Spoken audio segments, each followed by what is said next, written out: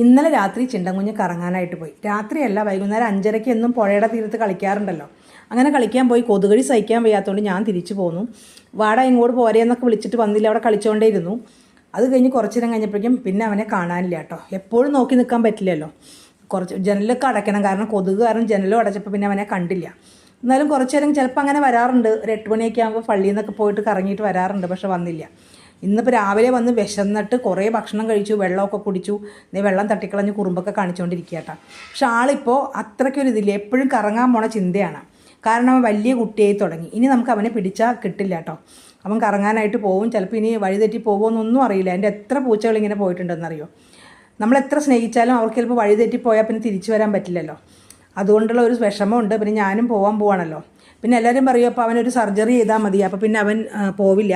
പക്ഷേ ഈ ഒരു സന്ദർഭത്തിൽ എനിക്ക് അവനെ ഇവിടെ നിന്ന് സർജറി ചെയ്ത് നോക്കാനുള്ള സമയമില്ലല്ലോ, ഞാൻ പോകാൻ പോവല്ലേ.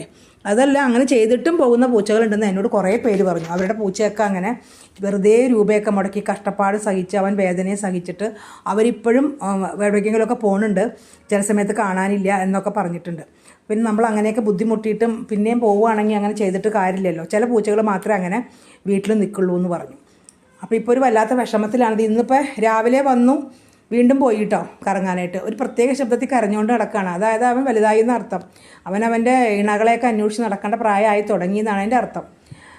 അപ്പം നമുക്കൊന്നും ചെയ്യാൻ പറ്റില്ല കേട്ടോ. ഇവിടെ പെൺപൂച്ചകളൊക്കെ ഉണ്ട്, എങ്കിലും അവൻ എവിടേക്കാണ് പോണേന്ന് എനിക്കറിയില്ല. പിന്നെ തൊട്ടടുത്തൊരു വീടുണ്ട്, ആ വീട്ടിലുള്ളവർക്ക് പൂച്ചകൾ ഇഷ്ടമാണ്. പുഴയുടെ അപ്പുറത്ത് അവിടേക്കാണ് പോണേന്ന് തോന്നുന്നുണ്ട്. അവിടെ കുറേ പൂച്ചകളുണ്ട്. ചിലപ്പോൾ അവരെയൊക്കെ നോക്കാനായിട്ട് അങ്ങോട്ട് പോകുമായിരിക്കും, അവരോട് കളിച്ച് നടക്കാമല്ലോ കുറച്ച് നേരമൊക്കെ. അങ്ങനെയൊക്കെ ഓർത്തിട്ടായിരിക്കും. അവരും ഇന്നലെ ഇവിടെ 3-4 പൂച്ചകൾ ഇങ്ങോട്ട് വരണ കണ്ടു കേട്ടോ, ആ വീട്ടിലത്തെ പൂച്ചകൾ. ഇനി ഇവനെ അന്വേഷിച്ച് വന്നതാണോ ഇവനെ കൂട്ടിക്കൊണ്ട് പോയതാണോ എന്നൊന്നും അറിയില്ല. അവൻ ഇവിടെയുള്ള അമ്മണിയും കുഞ്ഞിപ്പെണ്ണൊന്നും ഇവനായിട്ട് കൂട്ടില്ലല്ലോ, ഇവനോട് തല്ലി പിടിക്കുക എപ്പോഴും. അതുകൊണ്ട് ഇവൻ ചിലപ്പോൾ അവരായിട്ട് കൂട്ടായി പോയതാണോ എന്നും അറിയില്ല. ഇതിപ്പോൾ ഇന്ന് ഞാൻ വീഡിയോ എടുത്തതിന് ശേഷമാണ് ഞാൻ വോയിസ് കൊടുക്കുന്നത്. ഇപ്പോൾ വീണ്ടും അവനെ കാണാനില്ല കേട്ടോ. ഭക്ഷണമൊക്കെ കഴിച്ചു, കുറച്ച് നേരം ഇവിടെ കളിച്ചു, അവൻ വീണ്ടും പോയി. അതായത് വലുതായി എന്നർത്ഥം. ഇനിയിപ്പോൾ നമുക്കൊന്നും ചെയ്യാൻ പറ്റില്ല. ഈ അവസ്ഥയിൽ എനിക്കും അവന് വേണ്ടി ഒന്നും ചെയ്യാൻ പറ്റില്ല. ഞാൻ പോകാൻ പോകണമല്ലോ. ഫുഡ് കൊടുക്കുക, വന്ന് കഴിക്കട്ടെ, പോട്ടെ, അത്ര നമുക്ക് ചിന്തിക്കാൻ പറ്റുള്ളൂ.